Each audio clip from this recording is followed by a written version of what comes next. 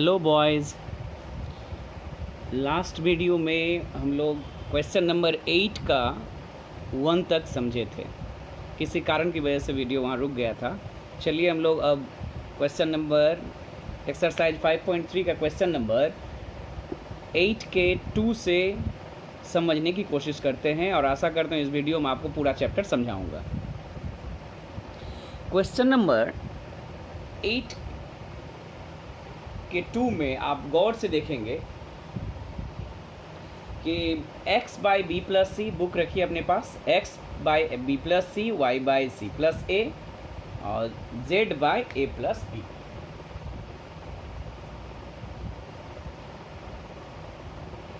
और सिद्ध करना है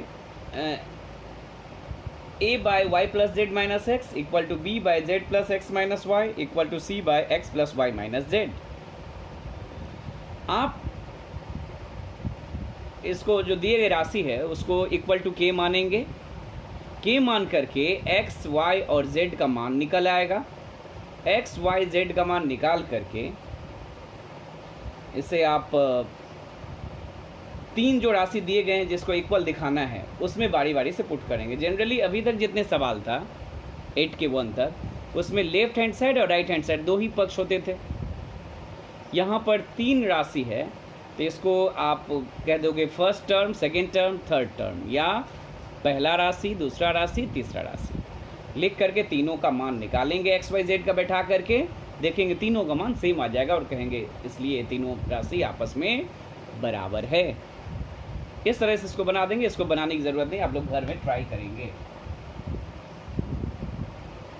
और इस विधि को एक विधि द्वारा भी, जो विधि हमने बताया था 6, इन 6 विधि में से भी संयोजन विधि द्वारा इस सवाल को बनाया जा सकता है, जिसको हम बना करके यहाँ उस सेकंड विधि में हम नहीं बता रहे हैं वीडियो में। आप के मान करके इसको बना लीजिएगा। सेकंड विधि चाहिए तो उसको हम एक जब पिक्चर सम को सॉल्व करके जो पिक्चर भेजेंगे आप लोगों को उसमें इसको दूसरी विधि से भी बनाएंगे। क्वेश्चन नंबर 3 में आते हैं। 8 के 3, 8 का 3 जो क्वेश्चन है ये इस एक्सरसाइज का सबसे लंबा सवाल है, बड़ा सवाल है। इसको इस वीडियो में समझाएंगे तो कई बार बोर्ड को मिटाना होगा एक ही सवाल बनाने के लिए, इसलिए इसको हम आपको इसको बना करके पिक्चर क्लिक करके भेजेंगे। वहाँ पर आप लोग समझने की कोशिश करिएगा। कोई दिक्कत होगा तो आप मुझसे पूछेंगे, वहीं पर हम आपको समझाएंगे। नेक्स्ट क्वेश्चन नंबर 4, ये घर में ट्राई खुद से तो नहीं करेंगे बल्कि इसका पिक्चर आएगा, आपको जब बना करके भेजेंगे वहाँ पर ये 8 का 3 नंबर सवाल पूरा सॉल्व किया गया है, वहाँ से आप कॉपी करेंगे और समझने की कोशिश करेंगे। 8 का जो 4 है वह बिल्कुल 2 की तरह है, यानी डायरेक्ट जो दिया गया राशि है उसको k मान लेंगे। यहाँ पर भी एक्स वाई जेड का मान निकल आएगा और तीनों राशि इनपुट करेंगे, देखिएगा तीनों का मान सेम आ जाएगा। अब हम लोग करने की कोशिश करते हैं क्वेश्चन नंबर 9। क्वेश्चन नंबर 9 में आप देख पा रहे हैं कि दो सवाल हैं, दोनों ही अलग तरीके का है तो शायद दोनों ही समझाना पड़े। तो देखते हैं क्वेश्चन नंबर 1 में क्या है। 1 में है 3x plus 4y whole divided by 3u plus 4v।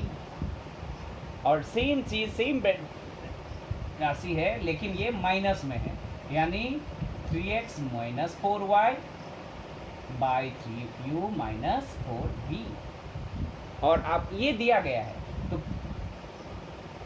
To proof यानी प्रमाण क्या करना है, प्रमाण करना है हम लोगों को, प्रमाण करना है x by y equal to u by v। ये प्रूफ करना है। ये राशि दिया गया है और इस राशि को हमको प्रूफ करना है। तो दिए गए राशि को आप गौर से देखेंगे तो जाहिर सी बात है प्रूफ से हम लोग हिंट्स मिल रहा है कि बराबर से पहले एक्स वाई वाले राशि को केवल रखना है और बराबर के बाद u और v से रिलेटेड जो राशि है मिलकर बनने वाले राशि को रखना है। लेकिन दिए गए जो कंडीशन यहाँ पर दिया गया है उसमें ऐसा नहीं है, x, y, u, v दोनों तरफ है। तो हम लोग कोई ऐसा एक विधि अपनाते हैं कि x वाले सभी को लेफ्ट में ला दें और UV वाले को सभी को राइट में ला दें। ऐसा कब कैसे करने से होगा? ये राशि जो हर में है, ये UV वाला है, इसको किसी तरह से राइट में ला दें और यहाँ अंश में राशि को लेफ्ट में ला दें। ये कैसे होगा? यानी इस कॉर्नर को दोनों का आपस में इंटरचेंज करना है। ये जो इंटरचेंज कॉर्नर को किया जाता है, इस विधि का नाम क्या है? इस विधि को एकांतर विधि कहते हैं। दो कॉर्नर को चेंज किया जा सकता है।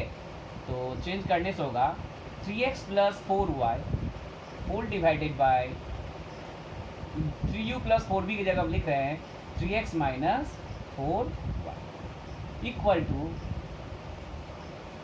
यहाँ पर आ जाएगा 3x - 4u, y की जगह आ जाएगा 3u + 4b whole divided by 3u - 4b।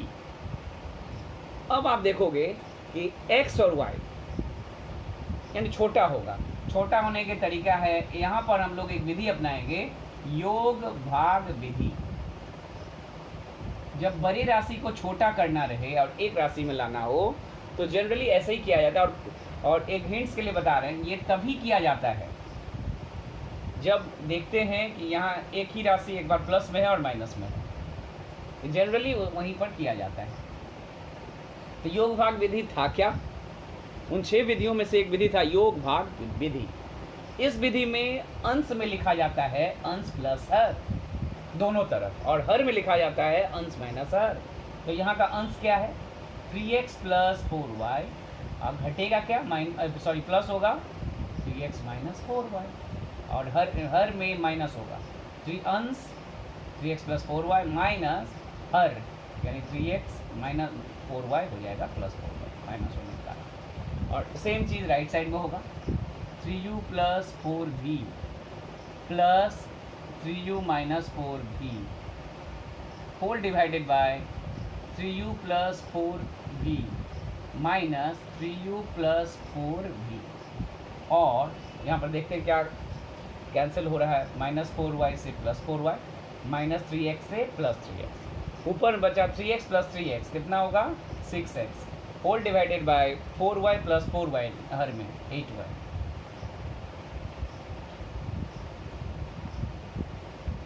यहाँ क्या होगा? यहाँ कैंसिल आउट होगा 4v और यहाँ पर 3u। तो ऊपर में सेम 6u / 8v। तो यहाँ पर 6 से 6 कैंसिल होगा और 8 से 8, तो क्या बचा x/y = u/v। और यही हम लोगों को क्वेश्चन में प्रूव करना था। एक बार और समझा दे रहे हैं। दिए गए राशि को हम लोग एकांतर विधि व्यवहार करेंगे। यहाँ पर लिख देंगे ये किस कारण हुआ ऐसा लिख पाए हैं, लिखेंगे एकांतर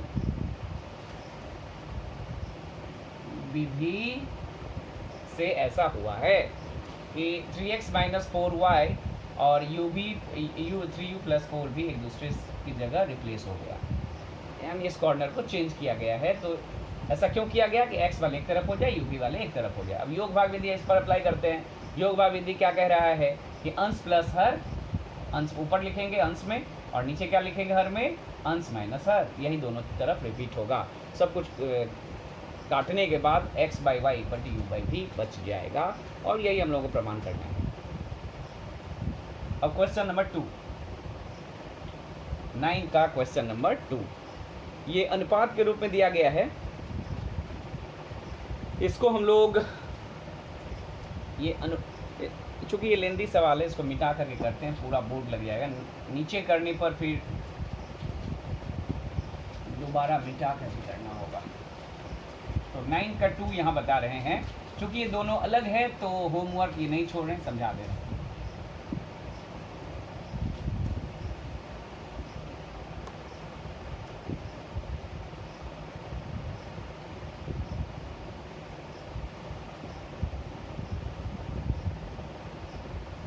क्वेश्चन नंबर 9 का 2 नंबर,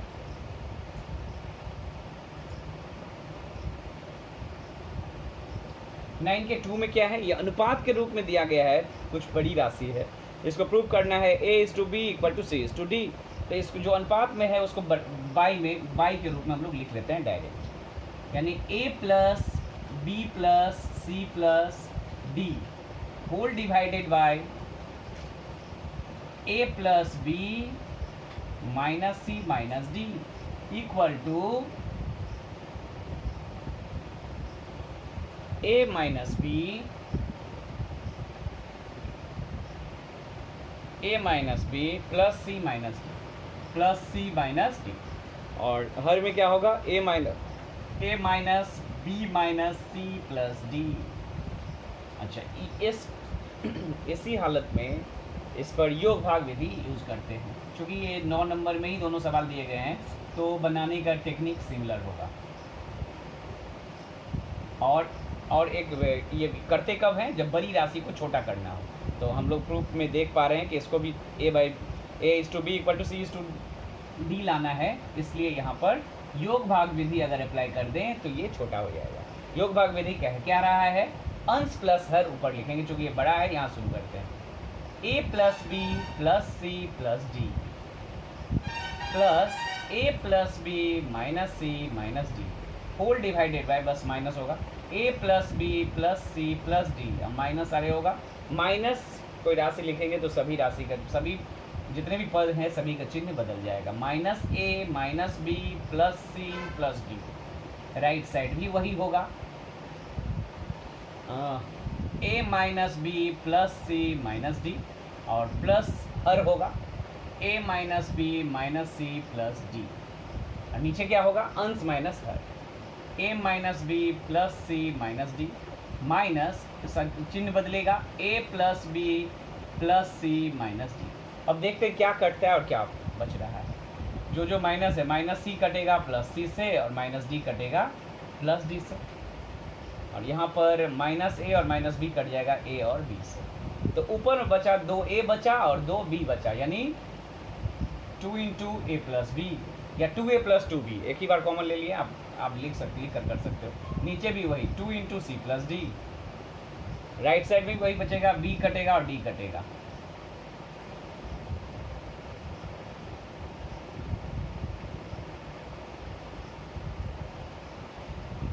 राइट साइड में a minus B plus C minus D.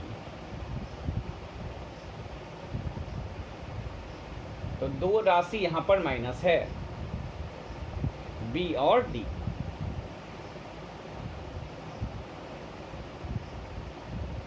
Minus B नहीं कट रहा है, क्योंकि यहाँ भी माइनस बी है, यहाँ भी माइनस। प्लस सी के साथ कटेगा माइनस सी और माइनस डी के साथ कटेगा प्लस डी।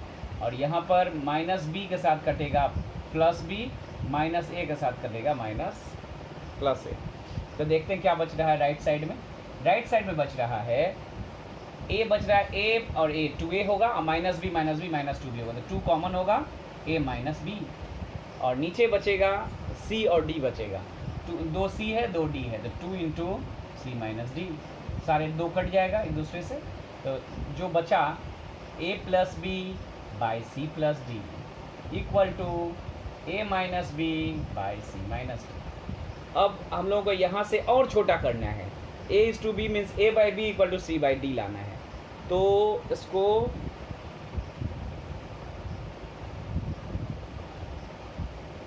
क्रॉस मल्टीप्लाई कर देते हैं, क्रॉस मल्टीप्लाई करते हैं।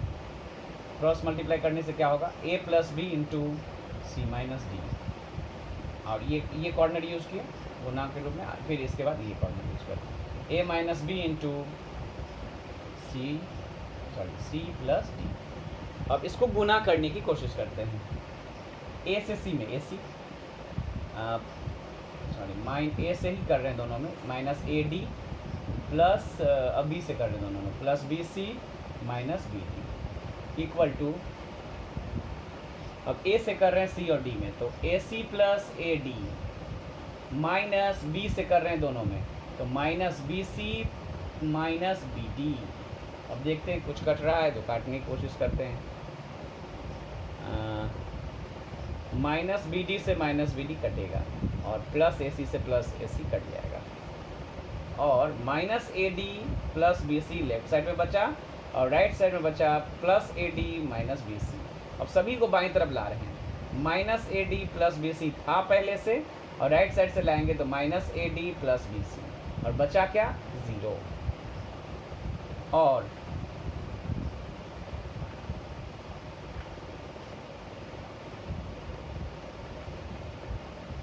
या फिर ऐसा भी कर सकते हैं, AD को बाएं तरफ रखते हैं और BC को दाहिने तरफ, ये भी रख सकते हैं और छोटा हो जाएगा कैलकुलेशन। -AD और इधर से आएगा तो -AD, और -BC था और इस तरफ से आया था -BC, तो यहाँ पर हो गया -2AD, जोड़ दिए, दोनों ही माइनस से कटेगा नहीं, -2BC, 2 कैंसिल हो गया, माइनस से माइनस कैंसिल हो गया, तो बचा क्या? बचा AD = BC। अब आप जानते हो ये सब इंटू A और D इंटू में है और B और C इंटू में है, तो हम A के नीचे B को ला सकते हैं, और C वैसे ही है, C के नीचे कौन आ जाएगा? यहाँ से गुना में B है तो ये भाग के रूप में आ जाएगा दूसरे तरफ करने से, और यहाँ भी D गुना के रूप में है, दूसरे तरफ जाएगा तो भाग। A/B = C/D, इसी को हम लोग कहते हैं A/B = C/D, और यही हम लोगों को प्रमाण करना था। एक बार फिर बता दे रहे हैं, दिए गए सवाल को पहले अनुपात के रूप में जो है समानुपात, उसको भिन्न के रूप में लिखेंगे और योग भाग विधि अपनाएंगे। सावधानी पूर्वक ये कैलकुलेशन करिएगा। और योग भाग विधि कह रहा है कि अंश प्लस हर ऊपर में लिखेंगे, अंश माइनस हर नीचे लिखेंगे, दोनों तरफ ऐसा ही करेंगे। फिर काटने पर देखिएगा, ठीक से करने से आ जाएगा A + B/C + D, A - B/C - D, 2 आएगा, काट देंगे दोनों तरफ से। इसके बाद क्रॉस मल्टीप्लाई कर देना, और कुछ नहीं करना है, सावधानी पूर्वक क्रॉस मल्टीप्लाई करिएगा, और AD को एक तरफ रखिएगा, BC को एक तरफ, सभी कटने के बाद, तो और A/B करिएगा, C/D, उसी को लिख देंगे A/B = C/D। अब हम लोग जाते हैं क्वेश्चन नंबर 10 में। क्वेश्चन नंबर 3 में आप लोग दे रहे हो 2 सवाल हैं, दोनों सिमिलर हैं, तो कोई एक सवाल हम समझाते हैं, दूसरा सवाल आप लोग घर से करेंगे। दोनों सेम है, सेम टेक्निक होगा।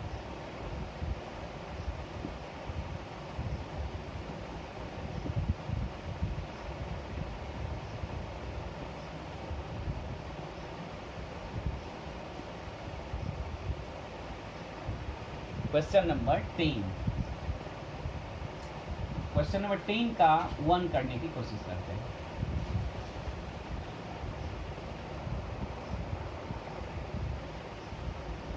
क्वेश्चन नंबर 3 का 1 है, A² /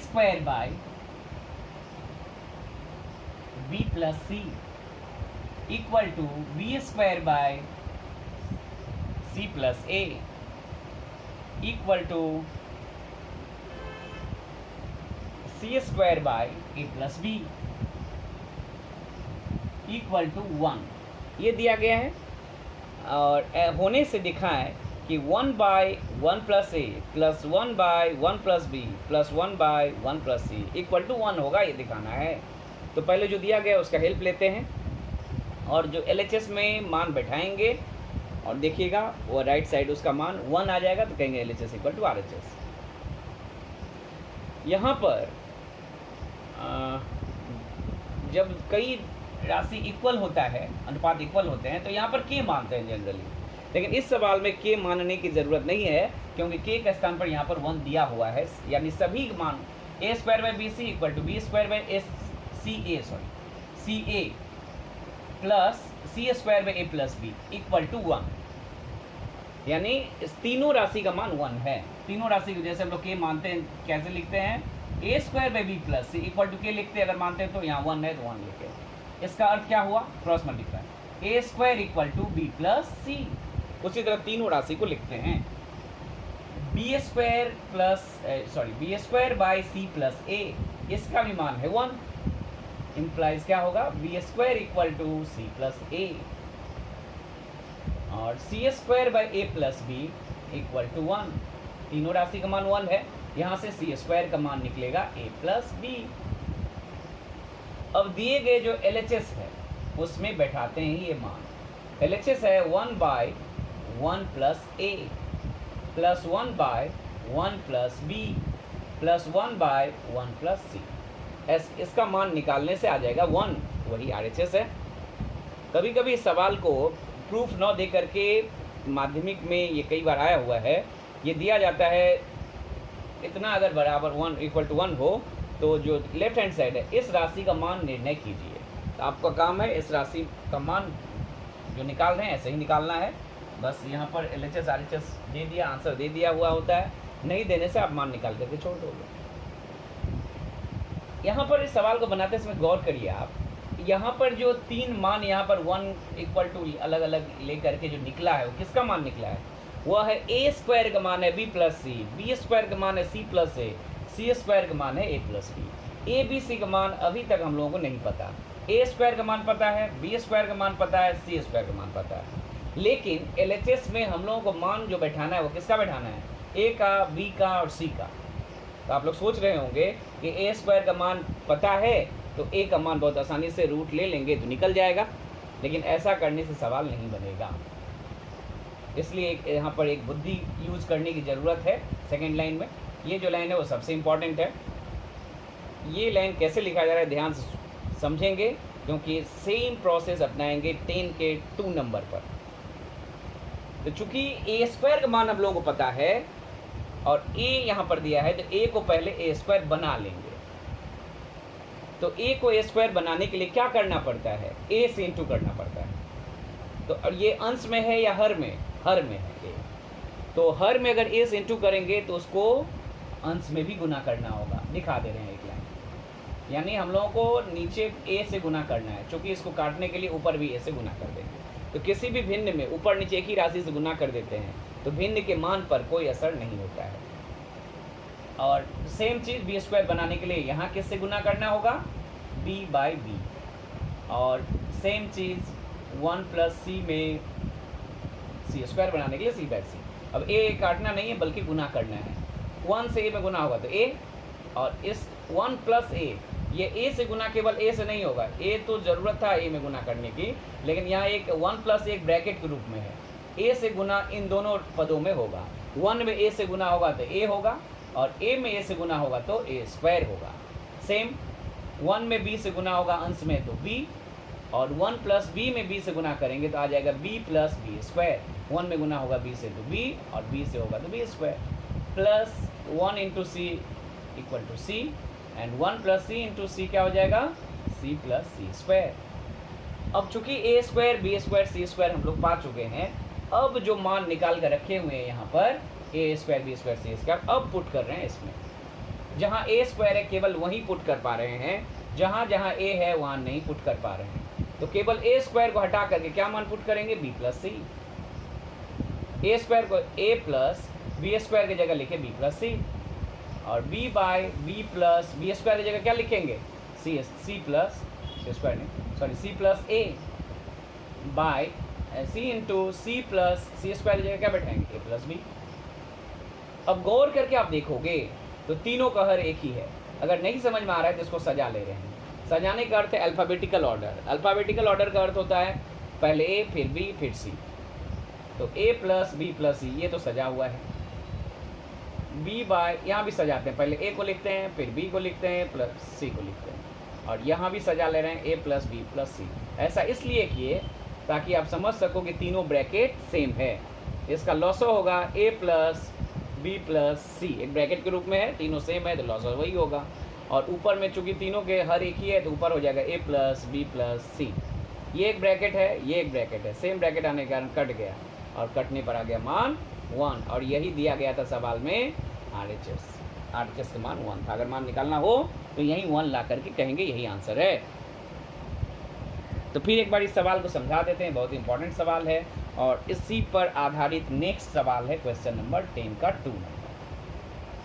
ये A square by B plus C equal to B square by C plus A equal to C square by A plus B equal to 1 दिया गया था। तो हर सवाल में के मानते हैं, इस सवाल में के नहीं मानना है, क्योंकि इक्वल टू एक राशि 1 दिया गया है, एक संख्या दे दिया गया है के की जगह पर। तो this equal to 1, A square by B plus C equal to 1, यहाँ से निकलेगा A square equal to B plus C. B square by फिर B square by C plus A equal to 1 होगा, यहाँ से बी स्क्वायर का मान निकलेगा सी प्लस ए, और C square by A plus B equal to 1 निकलेगा, यहाँ से सी स्क्वायर का मान निकलेगा ए प्लस बी। अब ए स्क्वायर बी स्क्वायर सी का मान निकल गया, इसको LHS में बैठाते हैं। LHS क्या था? 1 by 1 plus A plus 1 by 1 plus B plus 1 by 1 plus C. यहाँ पर हम देख पा रहे हैं A square B square C square का मान हम लोगों को पता है, लेकिन LHS में बैठाना है ए बी और सी का मान। तो क्या करें? तो LHS में जो ए बी और सी है इसको ए स्क्वायर बी स्क्वायर सी बनाते हैं। वह कैसे बना पाएंगे? इस पूरी राशि में ए से गुना कर देंगे, अंश में भी और हर में भी। दूसरे राशि में b से गुना कर देंगे आंसर में, और तीसरे राशि में जो तीसरा पद है उसमें गुना करेंगे c, अंश में b और हर में c बाई c। तो गुना करने पर यहाँ आ जाएगा a by a plus A square, दोनों में गुना होगा 1 और a में, तो 1 में गुना होगा तो a और a में गुना होगा तो a स्क्वायर, और ऊपर में 1 और a गुना होगा तो a। उसी तरह सेम जो a के लिए है वही b by b plus b square और c by c plus c square. अब a स्क्वायर की जगह बैठा रहे हैं a बाई a प्लस ये जो मान है b प्लस c, ये मान कहाँ से बैठाया गया, केवल इस a स्क्वायर की जगह बैठाया गया यहाँ से। ये जो a square equal to b plus c है यहाँ बैठा देना होगा, और सेम चीज़ b स्क्वायर की जगह यहाँ बैठा देना होगा c प्लस a, और c स्क्वायर की जगह यहाँ बैठा देना होगा a प्लस b। और इसको सजा लेंगे तो तीनों के नीचे में आ जाएगा, हर में आ जाएगा a plus B plus C, लॉसर लेंगे तो a plus B plus C, ऊपर में a है b है c है, यानी a plus B plus C cancel out होकर 1 आ जाएगा। आप क्वेश्चन नंबर 3 का 2 घर में ट्राई करेंगे। Next question number 11।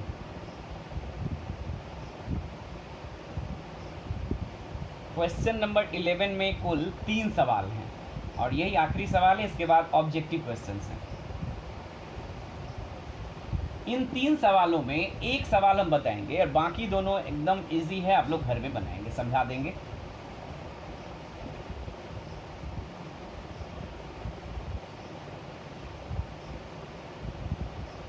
देखिए क्वेश्चन नंबर 1 जो है,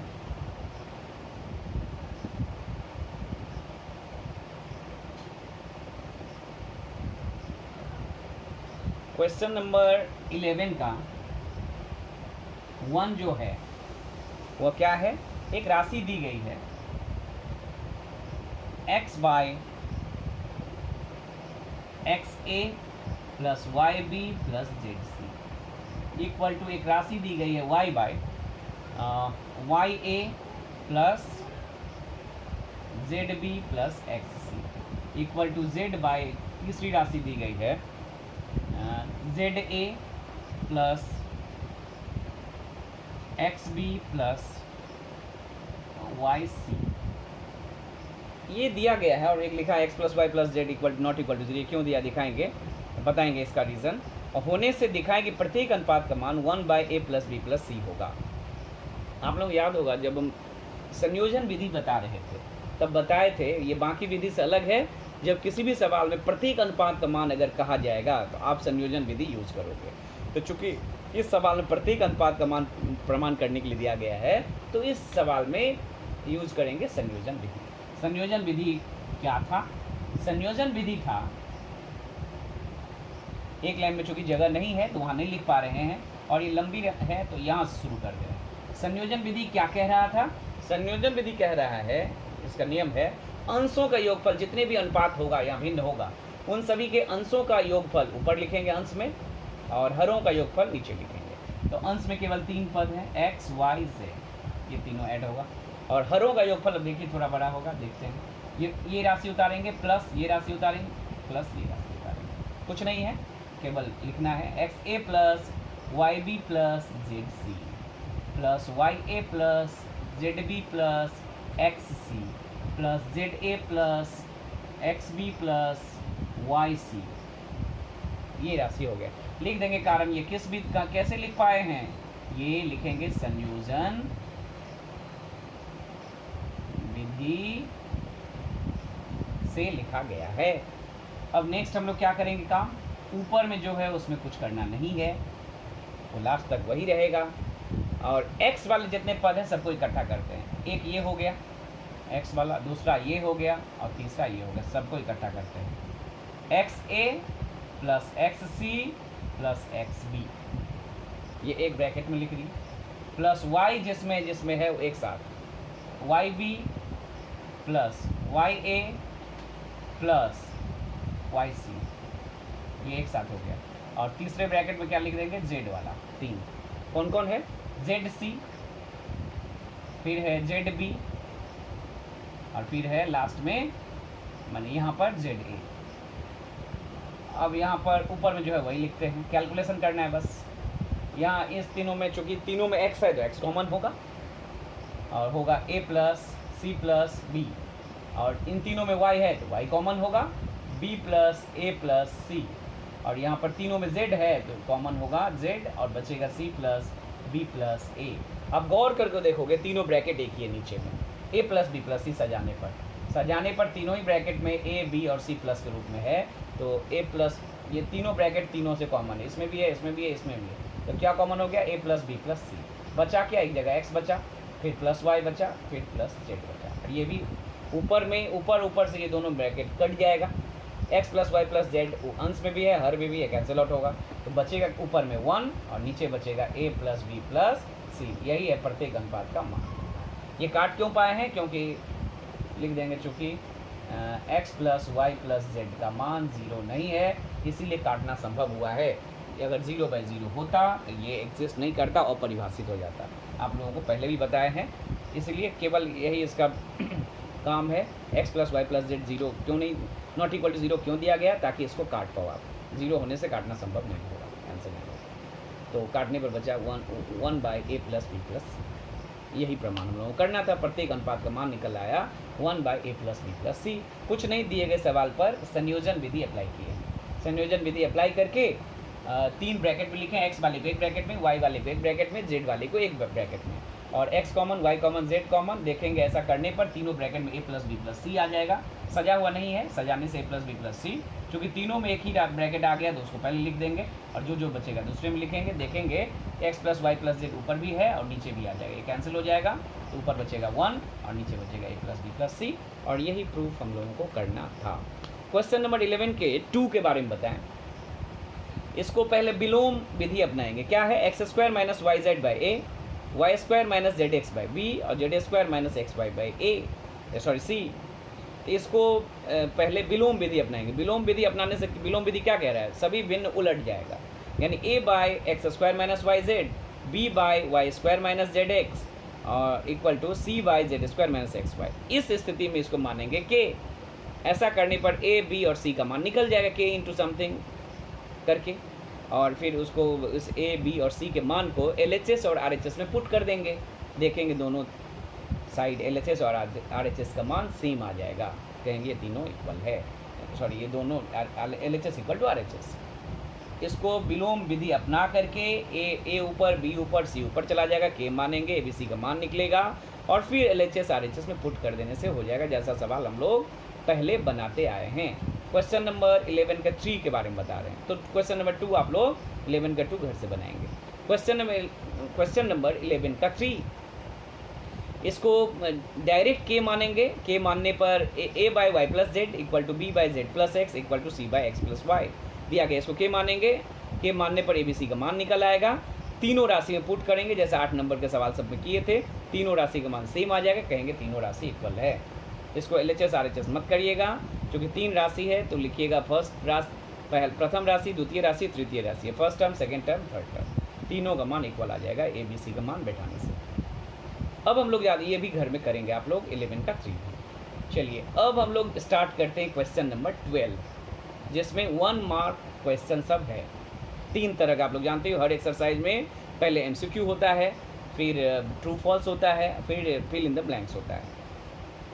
इसके बाद लास्ट क्वेश्चन में 2 नंबर वाले क्वेश्चंस हैं। तो ये जो शॉर्ट क्वेश्चंस हैं ये 5.3 में है, लेकिन ये 5.1 और 5.2 को भी कवर किया है। ये पूरे अनुपात और समानुपात चैप्टर से रिलेटेड है ये क्वेश्चन नंबर 12 और 13। तो जो अनुपात के बारे में आप जानते हो और समानुपात के बारे में 5.1 और 5.2 में जो सीखे हो, उसका बहुत हद तक यहाँ व्यवहार होगा। 5.3 का तो होगा ही, तो वो थोड़ा याद रिकॉल करिए आप लोग 5.1 और 5.2। चलिए स्टार्ट करते हैं क्वेश्चन नंबर 12 का ए, बहुविकल्पी प्रश्न यानी MCQ। MCQ में क्या है, कुछ सवाल बहुत ईजी है, आप लोग कर लेंगे, ये मैक्सिमम कर पाएंगे। एक आध सवाल जहाँ प्रॉब्लम होगा वो हम बता दे रहे हैं।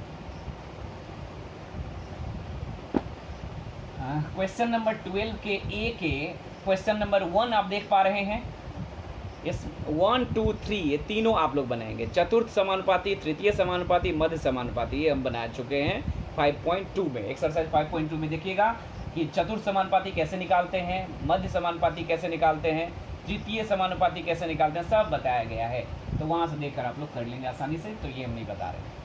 क्वेश्चन नंबर 4 बताएंगे आप लोगों को, यानी 12 का ए का MCQ है। ये क्या है, MCQ, जिसका 4 नंबर सवाल बता रहे हैं। क्वेश्चन नंबर 12 के 4 में दिया गया है a एक धनात्मक संख्या है एवं a इज टू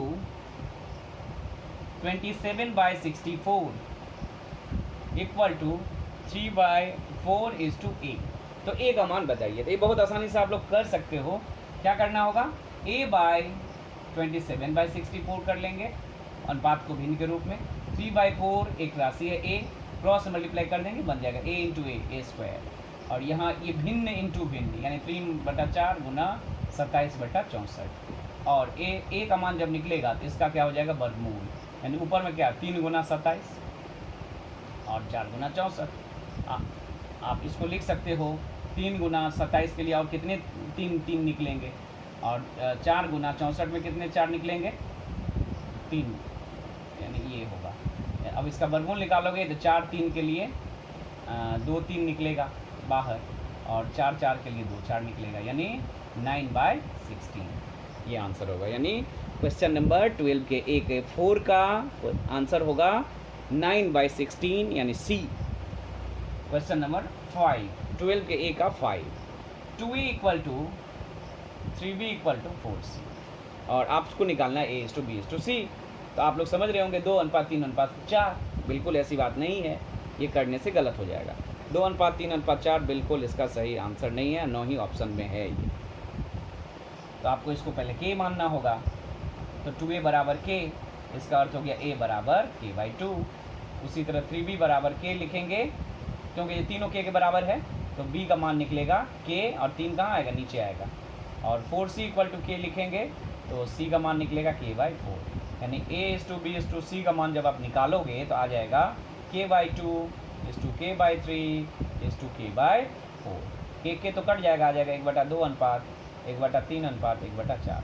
लेकिन ये भिन्न के रूप में है, इसको पूर्ण संख्या बनाना। पूर्ण संख्या का नियम था हरों का लौसा किसका 2 3 4, इसका लौसा कितना आएगा, इसका लौसा आएगा 12। आप लोग निकाल लेंगे, जानते हैं। तो 12 से तीनों भिन्नों में गुना करना है, 1/2 में 12 से गुना करना है, अनुपात 1/3 में 12 से इंटू करना है, अनुपात 1/4 में भी 12 से इंटू करना है। ये कटेगा 6 बार में, 3 कटेगा 4 बार में, और 4 कटेगा 12 को 3 बार में, यानी अनुपात निकलेगा 6:4:3, यानी डी नंबर करेक्ट आंसर है। नेक्स्ट क्वेश्चन नंबर 12 के बी का 1, ये जो तीन अनुपात दिया गया है उसका यौगिक अनुपात पूछा है। 1:1 होगा। यौगिक अनुपात मीन्स मिश्र अनुपात। मिश्र अनुपात या यौगिक अनुपात कैसे निकालते हैं, तीनों अनुपात के पूर्व पद में पूर्व पद से गुना करेंगे, और तीनों अनुपात को उत्तर पद में उत्तर पद से गुना करेंगे। पूर्व और उत्तर पद क्या होता है, किसी अनुपात का पूर्व और उत्तर पद क्या होता है, 2:5। ये है उसका पूर्व पद और ये है उसका उत्तर पद। पहले वाले पद को पूर्व पद, अनुपात के चिन्ह के पहले को, अनुपात के चिन्ह के बाद उत्तर पद। तीनों अनुपातों के पूर्व पद को गुना कर लेंगे, तीनों के उत्तर पद को गुना करेंगे, और काटेंगे। अगर ये सब कुछ कट जाए तो 1:1। सो आप देखेंगे उसको, और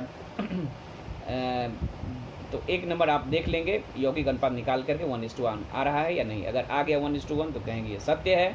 अगर 1:1 नहीं आया, कुछ अलग चीज़ आ गया, तो कहेंगे ये कथन गलत है, असत्य है। तो क्वेश्चन नंबर बी का 2 नंबर देखिए। 3 राशि दी गई है, x³ y, x² y² एवं x y³ ये क्रमिक समानुपाती है। तो फिर आपको चेक करना है क्रमिक समानुपाती है या नहीं। क्रमिक समानुपाती 3 राशि दी गई है और पूछा है क्रमिक समानुपाती है या नहीं। तो 3 राशि क्रमिक समानुपाती कब होता है, 3 राशि क्रमिक समानुपाती कब होता है, क्या शर्त होता है उसका। 3 राशि के क्रमिक समानुपाती देख करके कैसे बता देंगे कि 3 राशि क्रमिक समानुपाती। तो बी का 2 नंबर क्रमिक समान, मान लीजिए ए बी सी है, ये क्रमिक समानुपाती कब होगा, क्या विशेषता होने से, ये होगा a/b इक्वल टू b/c, यानी इसका अर्थ हो गया b² इक्वल टू ac। ये कंडीशन अगर हो तो ये कोई भी समानुपात क्रमिक होगा। इसका अर्थ बीच वाला जो राशि है उसका अगर वर्ग कर दें और साइड वाले दोनों गुना कर दिए, दोनों इक्वल अगर आ गया तो क्रमिक समानुपाती। इसमें भी चेक कर लेंगे, बीच में कौन है x² y², इसका वर्ग करेंगे कितना आएगा x⁴ y⁴, और साइड में कौन कौन है x³ y इंटू xy³, इसको गुना करेंगे 3 और 1 4x मिलकर x4, और y यहाँ 1 y है, यहाँ 3 y है, तो ये भी यानी दोनों इक्वल आ गया। ये भी वही आया x⁴ y⁴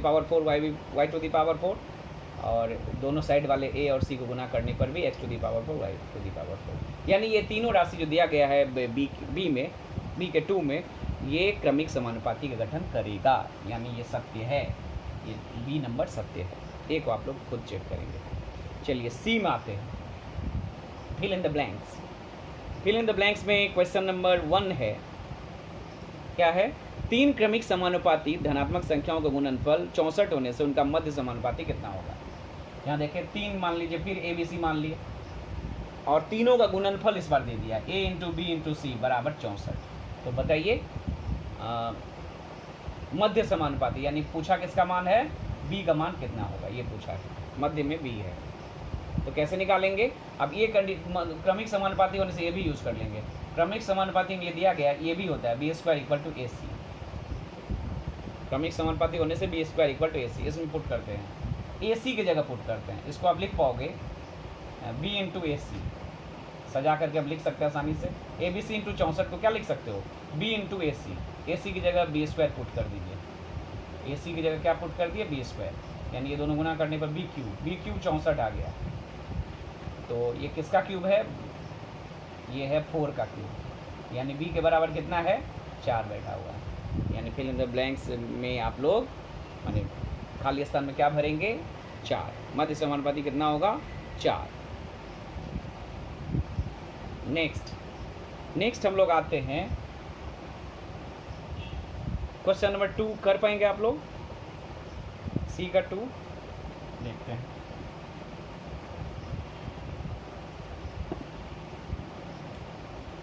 सी में 2 सवाल और हैं। 12 के सी में नंबर 2 वाला क्वेश्चन 2 कह रहा है a/2 equal to b/5 equal to c/8। ऐसा होने से a का 50%, b का 20%, c का कितना परसेंट। तो इसको आप मान लोगे, इसको लिखते हैं a/2 b/5 equal to c/8 equal to k, और a बराबर 2k निकलेगा, b बराबर 5k निकलेगा, c बराबर 8k निकलेगा। अब a का 50% दिया गया है, a का 50% मीन्स व्हाट, यानी 2k का 50%, 2k का 50%, 2k का 50% कितना होगा, 2k इंटू 50/100, काटेंगे तो आएगा k। फिर b का कितना परसेंट दिया गया है, 20%, क्योंकि ये सब इक्वल है तो b मीन्स 5k का 20%, ये निकलेगा तो होगा 5k इंटू 20/100, काटेंगे तो ये 5 बार में 5 कटेगा, यानी ये भी k आ जाएगा। यानी तीसरा, चूँकि ये सभी इक्वल हैं तो ये यहाँ पर है c का कितना परसेंट, ये निकालना है, कितना परसेंट बराबर c कितना है, 8k, यानी 8k का कितना परसेंट होगा, आंसर क्या आएगा, k। 8k का कितना परसेंट k आएगा। इस तरह के सवाल आप लोगों को प्रतिशत चैप्टर जब करवाए थे तो समझाए थे कि मान लीजिए 80 100 का कितना परसेंट है, k 8k का कितना परसेंट है, तो इस स्थिति में k ऊपर जाएगा, 8k नीचे आएगा और 100 से इंटू करेंगे। तो k से k कटा, 8 से 100 को काटेंगे 4 बार में 25, यानी आंसर क्या आया, 25/2%। इसको आप चाहो तो पूर्णांक लिख सकते हो, 12 पूर्णांक 12.5%, 12.1/2%। क्वेश्चन नंबर 3 आते हैं। क्वेश्चन नंबर 3 में कहा है x-2 एवं x-3 का मध्य समानुपाती अगर x है तो x का मान कितना है। कह रहा है x-2 x-3, ये 2 पद है और इसका मध्य समानुपाती बोल रहा है x लेने के लिए, तो x का मान बताइए। तो ये क्रमिक समानुपाती है, 3 पद है, क्रमिक समानुपाती कैसे लिखते हैं, x/2/x इक्वल टू x/x-3। इसको आप सॉल्व कर सकते हो आसानी से, सॉल्व करिएगा, x का मान जो निकलेगा वही आंसर होगा, ये करिएगा आप लोग को। हम आते हैं क्वेश्चन नंबर 13 में।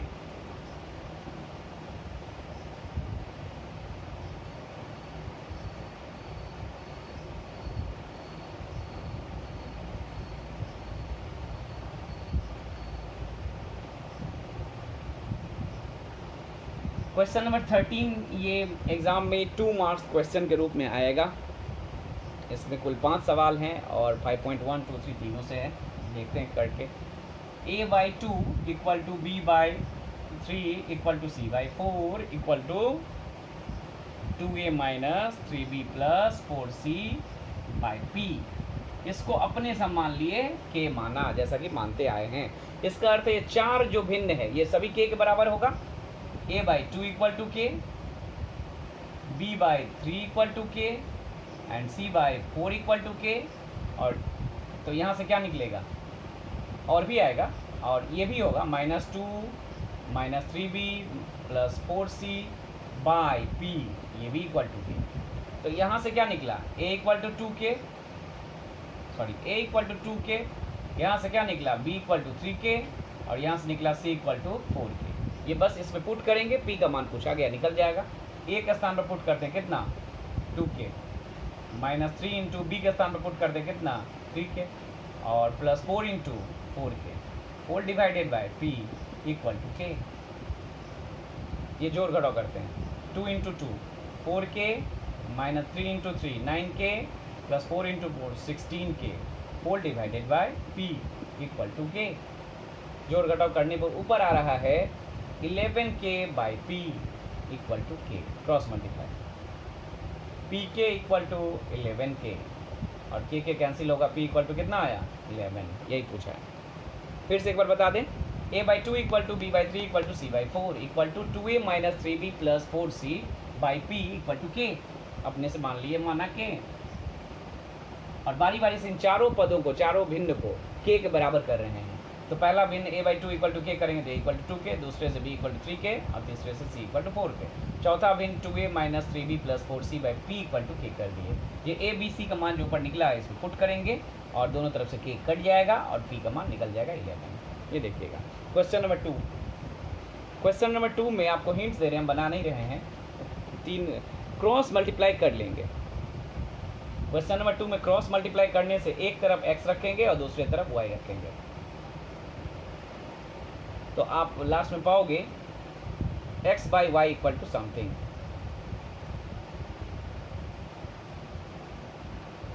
आप लास्ट में पाएंगे x by y equal to something.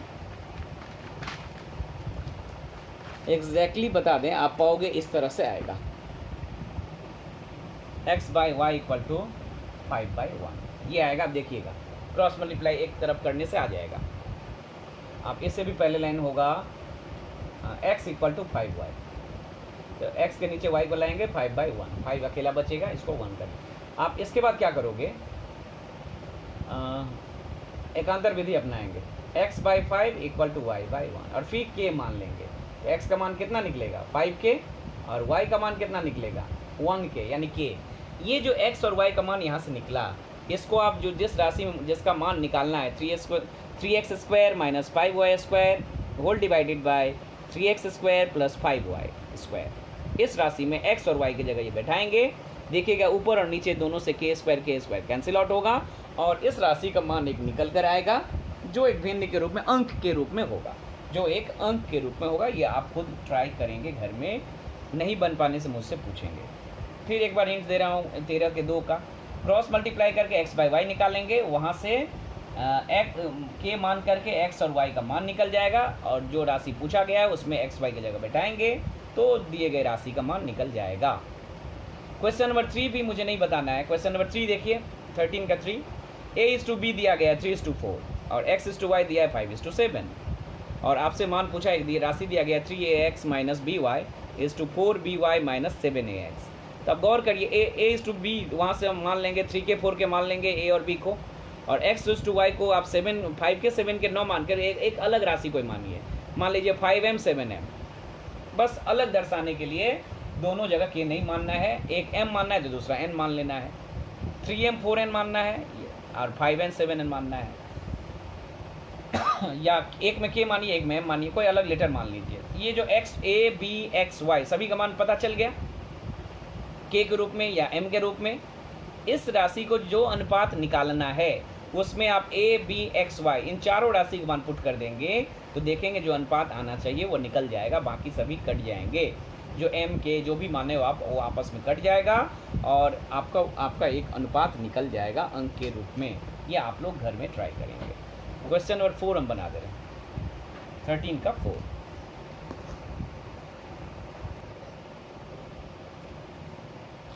Question number 4 बता रहे हैं x 12 y 27, ये क्रमिक समानुपाती होने से x और y का मान आपको निकालना है।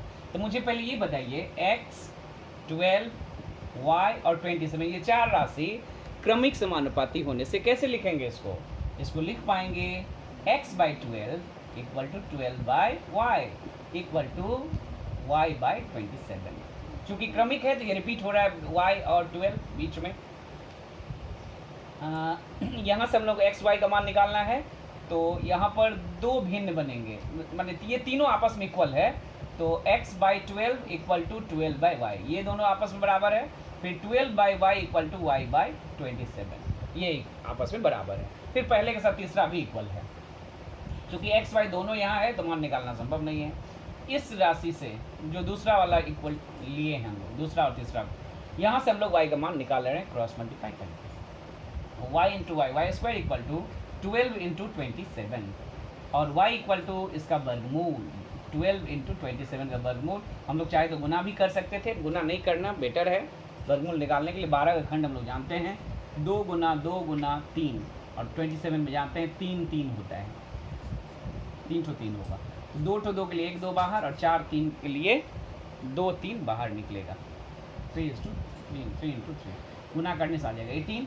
तो y का मान कितना निकला 18। अब y को यहाँ पर पुट कर दीजिए, निकल जाएगा x/12 equal to 12/18, cross multiply करिए, 18x इक्वल टू 12 इंटू 12, और x इक्वल टू 12 इंटू 12/18। 3 से 4 बार में कटेगा 6, और ये 3 से कटेगा 4 बार में, और ये 2 बार में कटेगा, आ गया 8। यानी दो मान निकला, x इक्वल टू 8 और y इक्वल टू 18। यही मान निकालना था, बस ये कुछ नहीं, क्रमिक समानुपाती है। नंबर 5 भी पहले बताया जा चुका है। एक बार इसको हिंट्स दे रहे हैं। a/b दिया गया है कितना 3:2, और b/c दिया गया है कितना 3:2।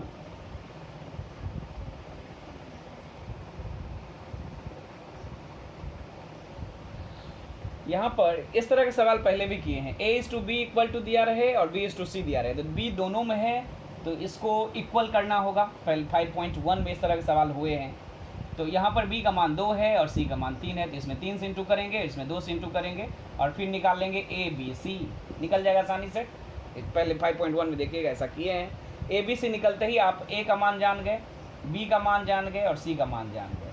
फिर a b c का मान जानते ही जो अनुपात पूछा गया, क्या पूछा गया है, a plus B is to B plus C.